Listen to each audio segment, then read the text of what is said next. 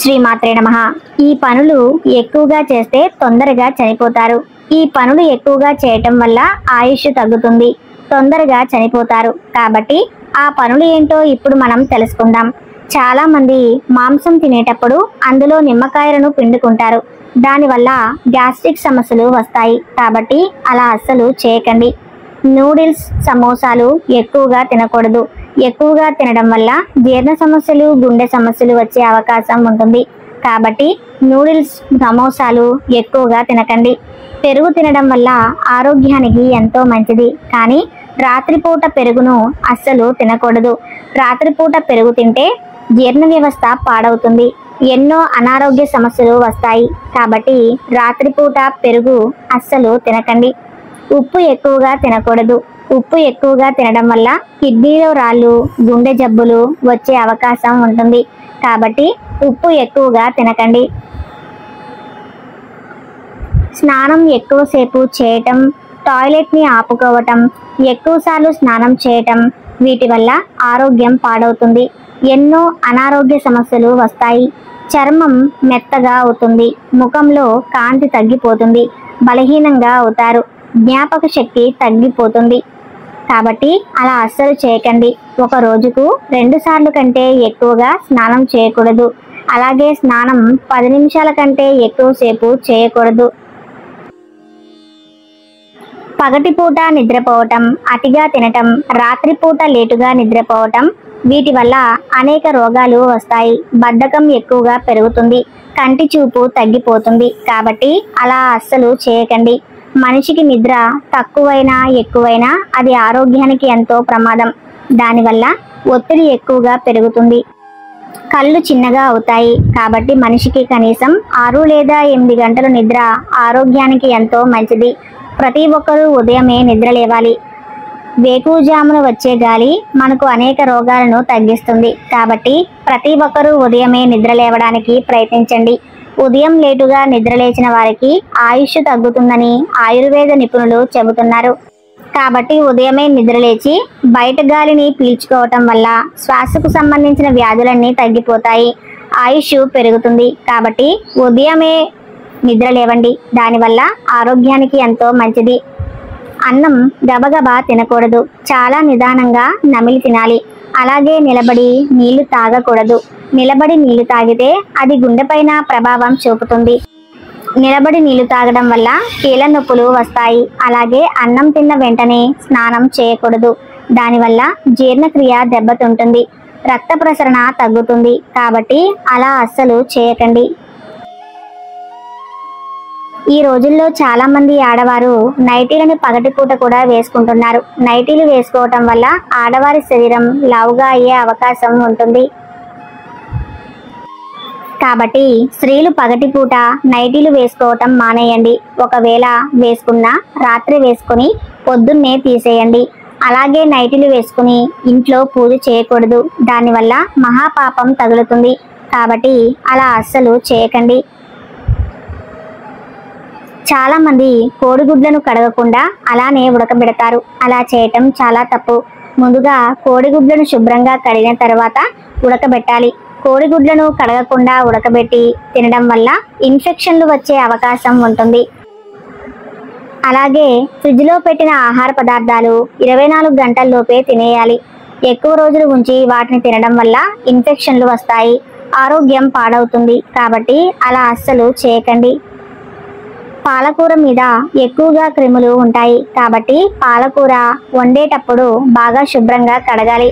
లేకపోతే అందులో ఉన్న క్రిముల వల్ల ఫుడ్ పాయిజన్ అవుతుంది.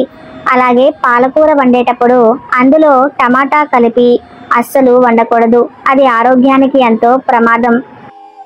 పాలకూరలో ఉండే పోషకాలన్నీ తగ్గిపోతాయి. కాబట్టి అలా అస్సలు చేయకండి. చాలా మంది ఉద్యోగంలో ఉన్నవారు ఒకే విధంగా కూర్చుని పనిచేస్తూ ఉంటారు. అలా ఎక్కువసేపు కదలకుండా కూర్చోవటం వల్ల రక్త ప్రసరణ దెబ్బతింటుంది, రక్తం గడ్డ కడుతుంది, మోకాల నొప్పులు, గుండె సమస్యలు వచ్చే అవకాశం ఉంటుంది. కాబట్టి గంటకు ఒకసారి లేచి నడవండి. దానివల్ల ఎటువంటి సమస్యలు రావు. మీ ఇంటి ముందు కాకి వచ్చి అరిస్తే మీ ఇంటికి బంధువులు వస్తారని అర్థం. కానీ చాలా కాకులు వచ్చి అరిస్తే అది అశుభ సంకేతమని పండితులు చెబుతున్నారు. పొద్దున్నే మీ ఇంటి ముందు కాకి అరిస్తే మీ ఇంట్లో దేవతలు ఉన్నారని అర్థం. అలాగే మీ తలపైన కాకి వాలితే మీకు చెడు జరుగుతుందని అర్థం. ఒకవేళ మీ తలపైన కాకి వాలింది అంటే వెంటనే తలస్నానం చేసి మీ ఇష్టదైవాన్ని ప్రార్థించండి. విష్ణు పురాణం ప్రకారం కాకిని పూర్వీకులుగా భావిస్తారు. కాబట్టి మీ ఇంటి ముందుకు కాకి వస్తే ఆహారాన్ని పెట్టండి. దానివల్ల మీ జాతకంలో ఉన్న దోషాలన్నీ తొలగిపోతాయి. రాత్రిపూట గజ్జల శబ్దం వినిపిస్తే చాలా మంది భయపడతారు.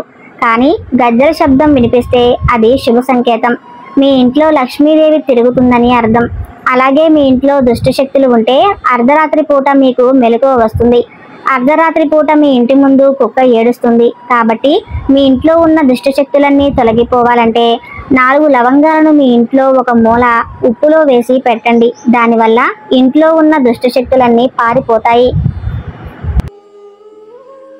ఉదయం నిద్ర లేచిన వెంటనే తులసి చెట్టును చూడండి. దానివల్ల అదృష్టం వస్తుంది. ఎందుకంటే తులసి చెట్టులో ముక్కోటి దేవతలు కొలువే ఉంటారు. కాబట్టి ఉదయం నిద్ర లేచిన వెంటనే తులసి చెట్టును చూడటం వల్ల ముక్కోటి దేవతల ఆశీస్సులు లభిస్తాయి. ఆగిపోయిన పనులన్నీ పూర్తి అవుతాయి. అంతా మంచే జరుగుతుంది. అఖండ అదృష్టం వస్తుంది. గరుడ పురాణం ప్రకారం మనిషి చనిపోయిన తర్వాత వారి కర్మలను బట్టి వారికి శిక్షలు ఉంటాయి. కొంతమంది మంచి పనులు చేస్తారు, ఎవరికి అన్యాయం చేయరు, ఎటువంటి పాపాలు చేయరు. అలాంటి వారికి చనిపోయిన తర్వాత ఎలాంటి శిక్షలు ఉండవు. వారు స్వర్గానికి వెళ్తారు. కొంతమంది మాత్రం ఎన్నో తప్పులు చేస్తారు, ఎన్నో పాపాలు చేస్తారు, ఎన్నో చెడు పనులు చేస్తారు. అలాంటి వారికి చనిపోయిన తర్వాత భయంకరమైన శిక్షలు ఉంటాయి. వారు నరకానికి వెళ్తారు. అందులో భయంకరమైన శిక్షల గురించి ఇప్పుడు మనం తెలుసుకుందాం. మొదటిగా కుంభీపాకం. ఎవరైతే జంతువులను వేటాడి చంపుతారో అలాగే మూగజీవులను ఇబ్బంది పెడతారో అలాంటి వారికి కుంభీపాకం అనే శిక్ష విధిస్తారు. ఇది చాలా భయంకరంగా ఉంటుంది. బాగా కాలిన నూనెలో పడేసి చిత్రహింసలు పెడతారు. కాబట్టి బ్రతికున్నప్పుడు ఇలాంటి పనులు అస్సలు చేయకండి. ఇక రెండవదిగా అంధకూపం. ఎవరైతే తల్లిదండ్రులను బాధ పెడతారో అలాగే ఇతరులకు అన్యాయం చేస్తారో అలాంటి వారికి అంధకూపం అనే శిక్షను విధిస్తారు. ఇది చాలా భయంకరంగా ఉంటుంది. బాగా రక్తం వచ్చేదాకా కొడుతూ ఉంటారు. కాబట్టి బ్రతికున్నప్పుడు ఇలాంటి పనులు అస్సలు చేయకండి. ఇక మూడవదిగా క్రిమి భోజనం. ఎవరైతే అబద్ధాలు ఎక్కువగా మాట్లాడతారో అలాగే ఇతరుల సంపాదనను దోచుకుంటారో అలాంటి వారికి క్రిమి భోజనం అనే శిక్ష విధిస్తారు. ఇది చాలా భయంకరంగా ఉంటుంది. పాములు, తేళ్లు ఉన్న వాటిలో వీరిని పడేస్తారు. కాబట్టి బ్రతుకున్నప్పుడు ఇలాంటి పనులు అస్సలు చేయకండి. ఇక నాలుగవదిగా వైశాసన నరకం. ఎవరైతే పరాయి స్త్రీలతో అక్రమ సంబంధం పెట్టుకుంటారో అలాగే వారి బారిన బాధపడతారో అలాంటి వారికి వైశాసన నరకం అనే శిక్షను విధిస్తారు. ఇది చాలా భయంకరంగా ఉంటుంది.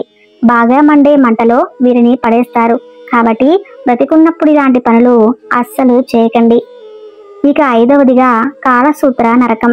ఎవరైతే విధవరాలితో అక్రమ సంబంధం పెట్టుకుంటారో అలాగే మిత్రుని భార్యతో అక్రమ సంబంధం పెట్టుకుంటారో అలాంటి వారికి కాలసూత్ర నరకం అనే శిక్ష విధిస్తారు.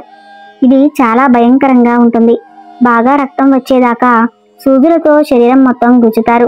కాబట్టి బ్రతుకున్నప్పుడు ఇలాంటి పనులు అస్సలు చేయకండి. ఇక ఆరవదిగా విల్పక నరకం.